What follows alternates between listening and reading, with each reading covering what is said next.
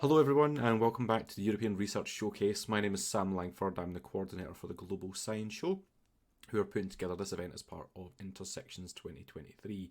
So, over the next 2 days, we will be showcasing videos from researchers from all across the European Union. We'll have profiles to share, we'll be sharing threads of information telling us who they all are, what they do, and why it's awesome. And I'm delighted to be back with another guest to talk about who they are and what they do.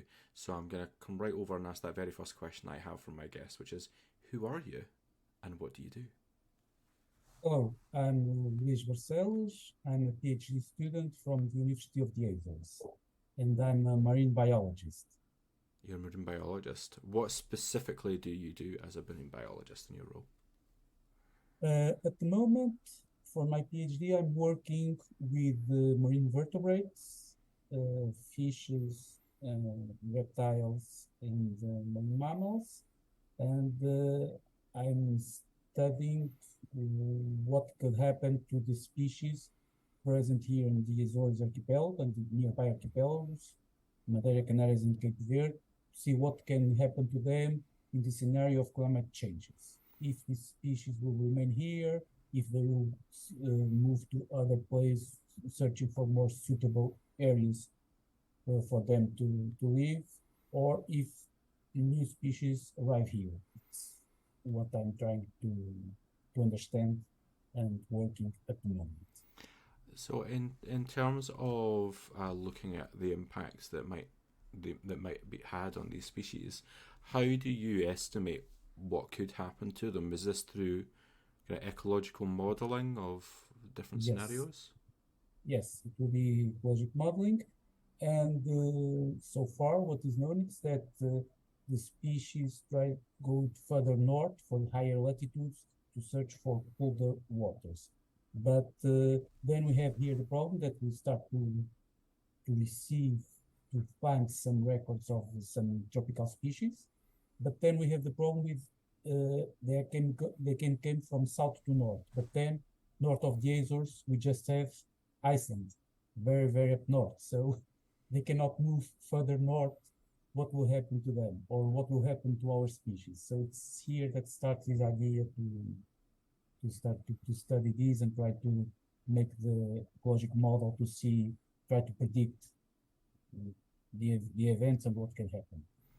And the kind of driving forces for them to leave, is it purely heat based in terms of water temperature, or is it food, It like access to could food, or be, at least for some species, could be food also, others temperature, because like the marine mammals, we have here, we receive here species on during their migratory routes, going to the Arctic.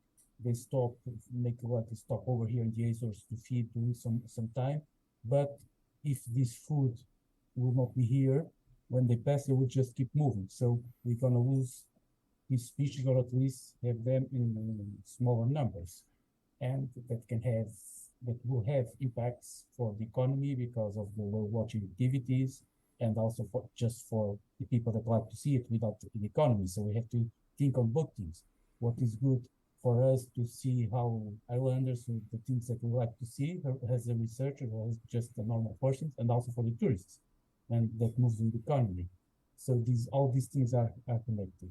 So it could be exactly that. It can be or the food stops to be there for them to eat, or starts to get too hot for them and they have to move, or move to deeper waters, or just move for the where, but for more suitable areas. It is something I always find interesting to think about when it comes to animals and the way that they have impacts on humans. So, yeah, yes, a lot of what we want to do when it comes to preserving species is preserving the species because they deserve to be here, but also the human impact of their existence, as you say, whether it's tourism or indeed food as well. I imagine that's a big impact. Yes, yes, yes. It also has food because some species traditionally they are being used as food, as a food resource. So if they stop to be there, if they are not there, other ones have to start to be used, and that would change a lot the all the ecosystem. So, and it would be also hard for the people that are making their living on that. On on catching that species and sell it to get profit also. So it affects at all the levels, not just for the ecology and biology of the species, but also for the economy and the livelihood of the population. So I want to come back and think about you as an individual. How did you get to this point in your career? Um, what was the journey like for you to get into this role? Well, the journey was I started to study biology, marine biology, because on islands we are surrounded by the ocean and has major impact in our lives because everything is depending on it, or the good weather, the bad weather. It's also often it's related with the ocean. And then I start to get interested on these, how the species are showing up or not, when I start to see some records of people talking about stranger species that they are seeing. One species that is very rare, no one knows it. And then we start to see, oh, this is interesting. It can be new species or not, where it's coming from. And the idea start to came from there. Then I also worked during some years on whale watching. And all the time also I've seen these migratory species. They are arriving during a certain season because it's food there and everything. Then at the end, I decided to study this more deeply and to try to make and contribute on this subject. Oh, fantastic. Well, what does an average day look like for you? Or is there an average day? Or is every day different? Well, during the winter, we can say that almost all days are average because here in the Azores we have rain quite a lot in winter time. We can have very good days, but also lots of wind and rain. So they are more or less average. So it's office work and more or less. Then during summertime, it's the best time because we have longer days, like now the places that have summer. But then we have the chance to go in the morning to go swimming and then came to work or make the field work, spend long days at field work, or just at the end of the day, just enjoy a bit of the nature. So depending a lot, mostly it's related on of working at the office, or when have field work to do doing the field work.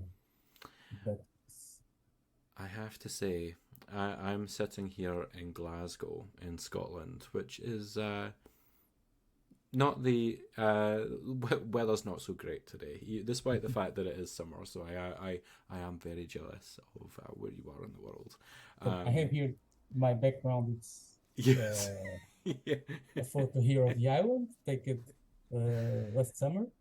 And very not all days are like this, but this is what you can see on a very nice summer day on Oh, July like that.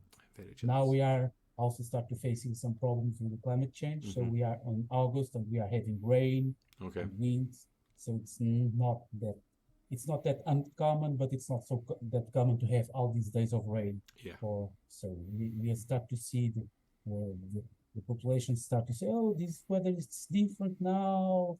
Back on the old days, it's not like that. And we say, yes, of course.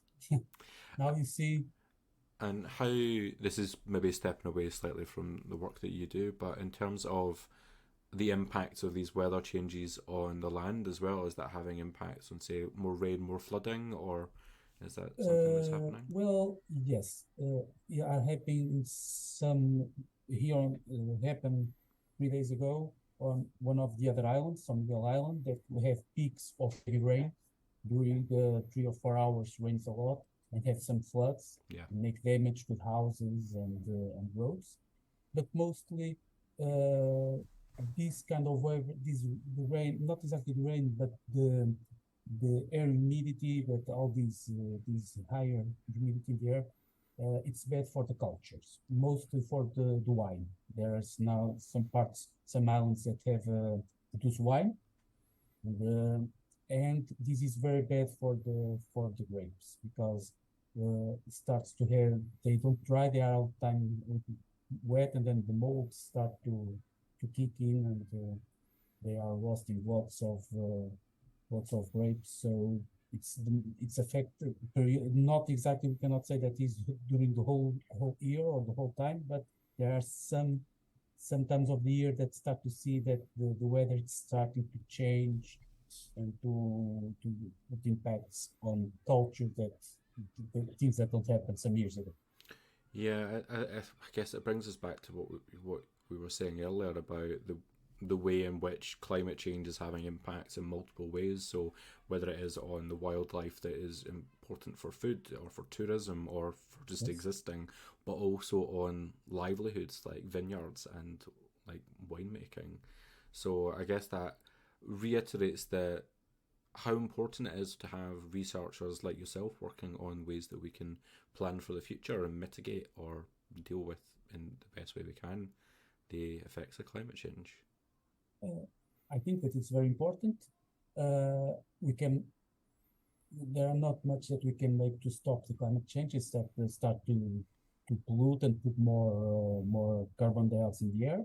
But we can start to to propose mitigation measures for some time, so for some things that are happening, like for some crops, start to advise to, okay, if you can move this a little bit more higher altitude, probably it will be more protected from this kind of rain or this kind of wind.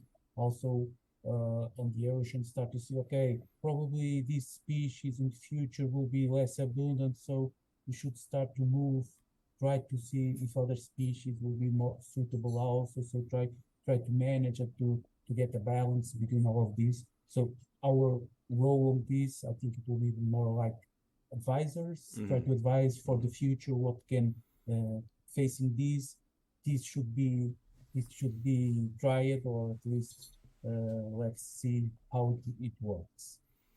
Well, incredibly important work.